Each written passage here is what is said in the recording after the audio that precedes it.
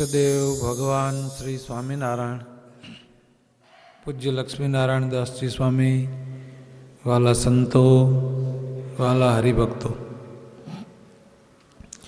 પૂજ્ય શાસ્ત્રીજી મહારાજે આ સત્સંગ શિબિરની શરૂઆત કરી. એ શિબિર શરૂ કરવાનો હેતુ એટલો જ કે શિબિરમાં મૂકવા જેવું મૂકી દઈએ અને લેવા જેવું લઈ લઈએ. આપણી ખેપટ ખંખેરાઈ જાય અને નવા સદ્ગુણનો ઉમેરો થાય, એને માટે આ સત્સંગ શિબિરનું આયોજન કરેલું. આ 6ઠ્ઠી શિબિર છે. 5 તો પહેલાં થઈ ગઈ. ભગવાને આવો સરસ મનુષ્યનો દેહ આપ્યો છે.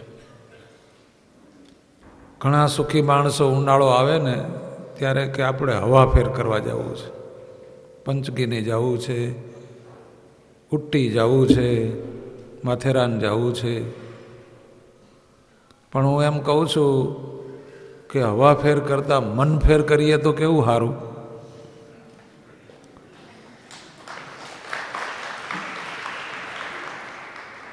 એ મનફેર છે ને એ સત્સંગથી થાય છે.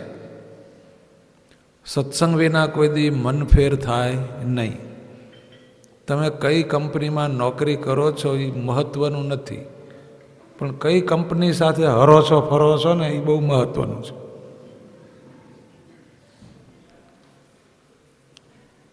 આપણે વિષય ભોગવવાથી આપણા ઇન્દ્રિયો અંતઃકરણ બધા કમજોર થાય છે.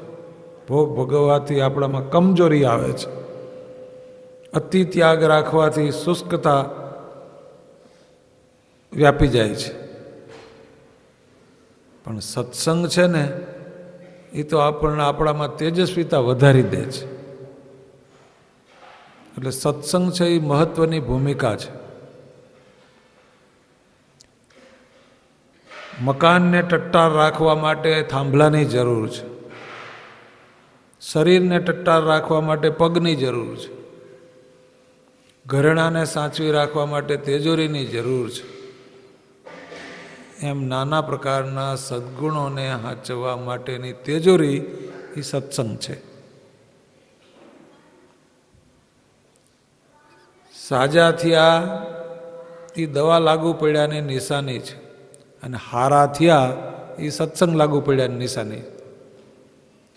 એટલે સત્સંગ છે એ બહુ મોટી વાત છે. કરોડ રૂપિયાનો બંગલો હોય પણ એમાં હાવરણી ન હોય, યોગ્ય સમયે યોગ્ય મેન્ટેન થતું ન હોય તો એ બંગલો રહેવા જેવો રહે નહીં.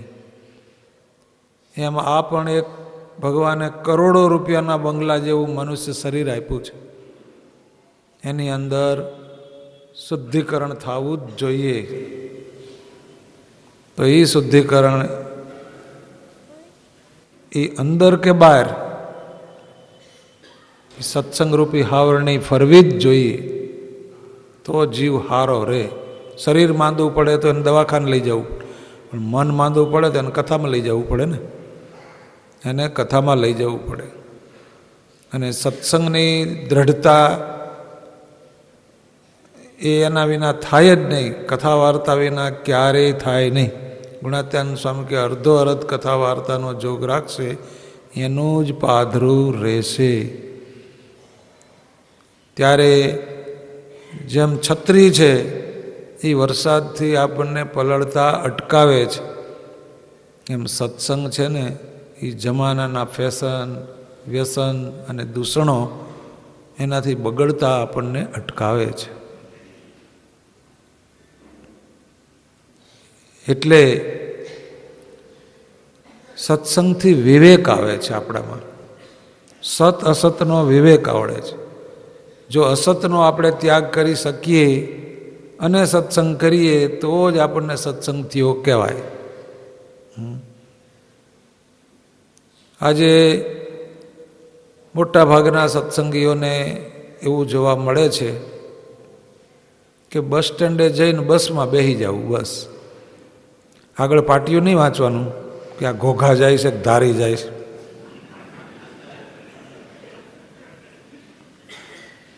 કે જેમાં આપણે જોડાણ કરીએ છીએ એ આપણને ભગવાનમાં પહોંચાડે, ભગવાન પાસે પહોંચાડે એવા છે કે રિટર્ન ટિકિટવાળા છે,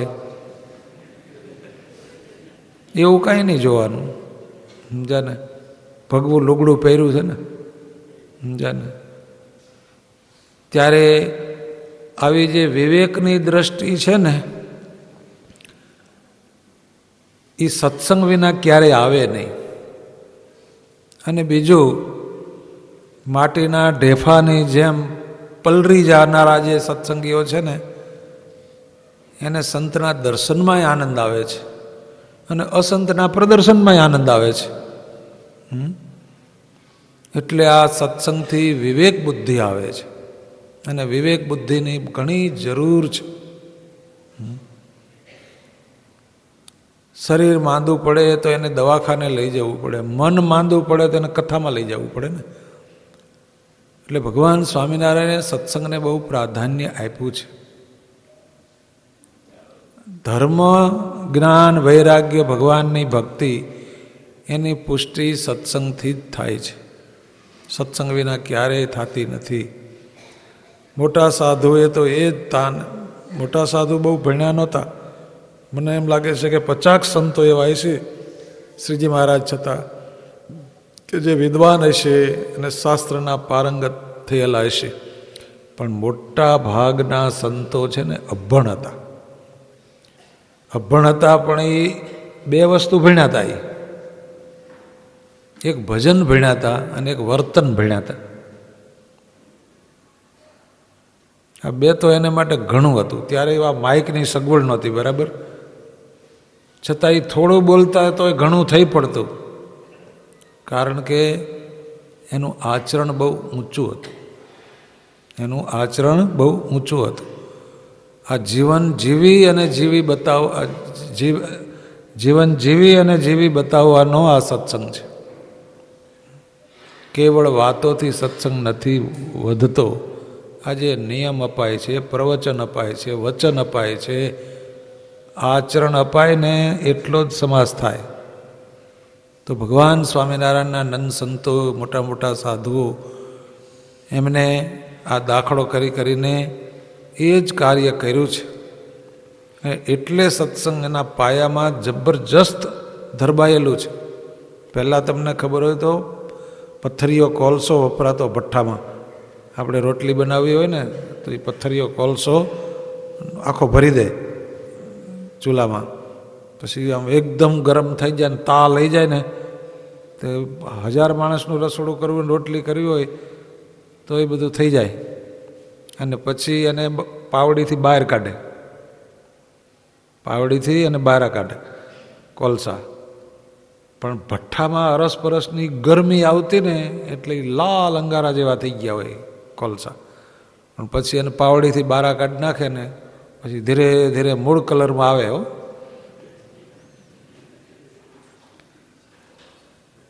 એમાં સત્સંગ છે ને ભઠ્ઠો છે, અને એની અંદર જો આપણે રહીશું તો આપણો કલર લાલ રહેશે.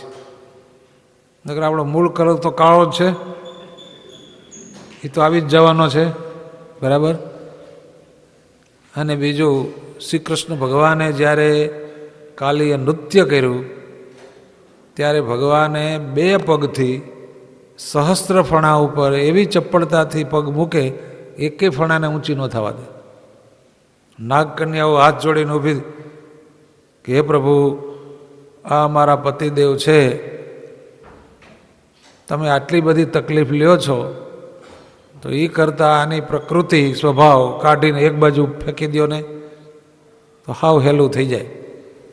પછી ભગવાને બહુ સરસ જવાબ આપ્યો ત્યારે કે તમારી વિનંતી સાચી છે, પણ મારા કામ 2 છે. કે કાં હું મારી જોગમાં આવે અને મારી નાખું ને કાં હું તારી નાખું. 2 કામ મારા છે. પણ જીવની પ્રકૃતિ સ્વભાવ બદલવા એ તો મેં હવાલો મારા સંતોને હોપ્યો છે. સત્સંગ વિના કોઈ દિવસ સ્વભાવમાં ચેન્જ આવતું જ નથી.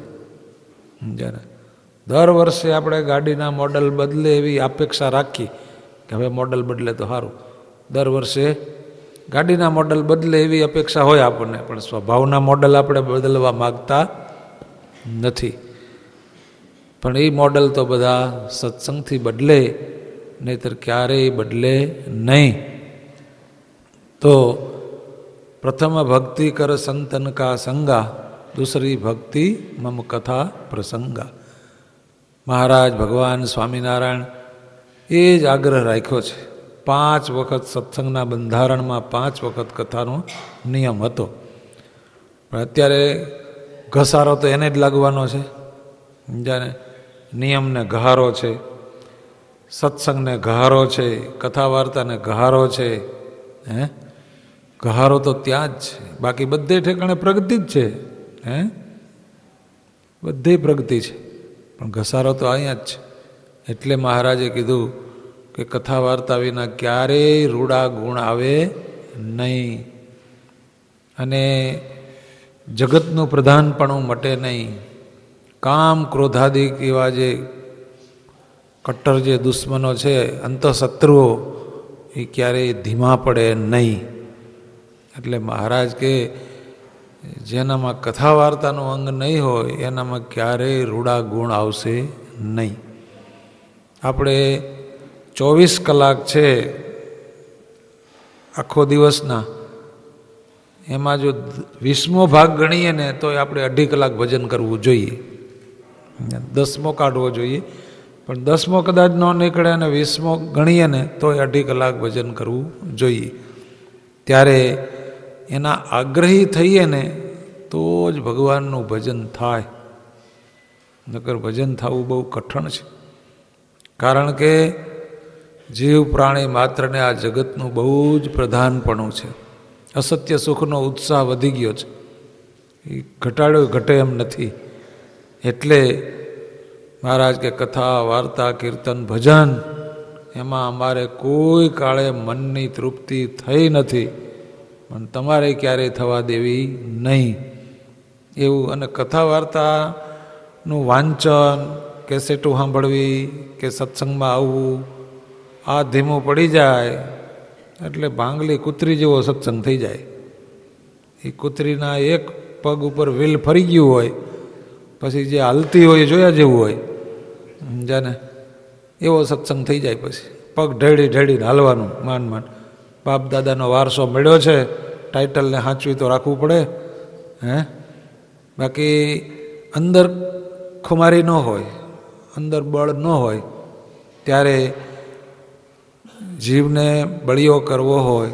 અને ગુણાત્યાન સ્વામીએ તો એવું ભવિષ્ય પાંખ્યું છે કે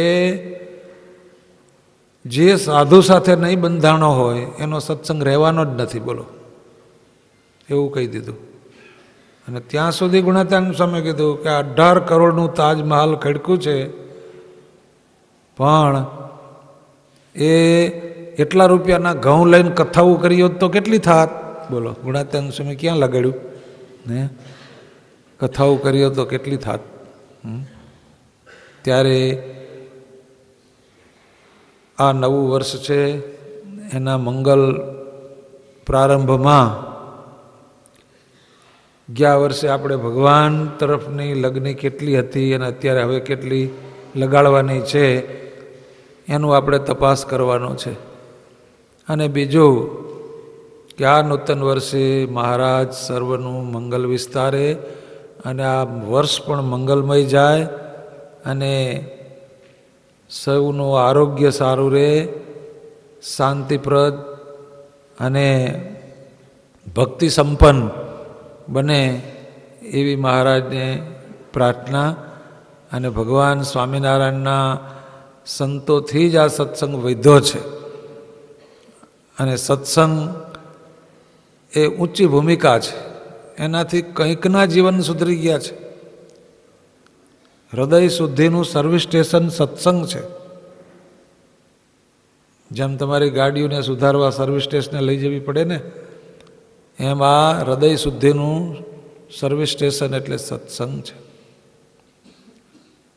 અમેરિકામાં થાંભલા બધા લાકડાના બહુ લાંબા કાળ સુધી ઇલેક્ટ્રિકના થાંભલા ઊભા છે, નથી હળ્યા કે નથી લાંબા ટૂંકા થયા, કારણ કે એને થાંભલા ઊભા કરવા પહેલાં એને સિઝન કરવા પડે, કેટલા કેમિકલ્સમાં પસાર કરવા પડે, તો એને કોઈ વિકૃતિ અડી શકે નહીં. એમ સત્સંગથી જીવને સિઝન કરવો પડે, અને એ સિઝન થાય તો પછી પોતાને સેલ્ફ કોન્ફિડન્સ આવી જાય, આત્મવિશ્વાસ આવી જાય કે હવે આપણને ક્યાંય વાંધો આવશે નહીં. હૈયે આત્મસંતોષ મનાઈ જવો જોઈએ. અને બીજું કે આ શિબિરમાં એવો સંકલ્પ કરજો કે આપણો સત્સંગનો પાયો મજબૂત કરવા માટે 5 વર્તમાનમાં છેલ્લા 2 વર્તમાન છે ને એ શેઢાના મોલ છે. શાના મોલ છે? શેઢાના મોલ છે. શેઢાના મોલ ઉપર ગધેડા હાલે, ખૂંટિયા હાલે, ઘોડા હાલે, પાડા હાલે, બધા હાલે. તો એમાંથી કાંઈ કોઠી ન ભરાઈ ગઈ, એમાંથી કારણ કે ત્યાં તો રંજાડ જ થઈ હોય, ત્યાં તો રંજાડ જ થઈ હોય. એટલે વટલવું નહીં ને વટલાવવું નહીં, એ બેને તો બહુ ગહારો છે. આજે તો એવો બધો ચાલ જ થઈ ગયો છે. બોલો, શનિ રવિ તો જાણે કેમ આ હોટલું આપણા માટે જ હોય, વીસી આપણા માટે હોય, રેસ્ટોરન્ટ બધા આપણા માટે હોય. ત્યારે હું સત્સંગી છું એવી કોઈ ભાન જ રહેતી નથી. ત્યારે તમારે સારામાં સારું બનાવીને ખાવું ઘીરે, કોણ ના પાડે છે? પણ ક્યાંના હાથનું ખાઈએ છીએ એ આખો ફાઉન્ડેશન છે, પાયો છે. સમજાને? પહેલાં તો જાણે વિચારોની ભૂમિકા ઊંચી થવી જોઈએ, પછી હૃદય પરિવર્તન થાય, પછી જીવન પરિવર્તન થાય. આ એનો ક્રમ છે.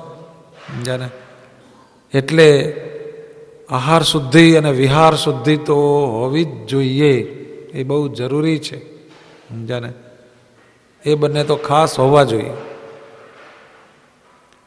જેમ માંદો થયો હોય, દીર્ઘ રોગ જેને લાગુ પડ્યો હોય એને જીવન લાંબુ લાગે, થાકેલાને પંથ લાંબો લાગે,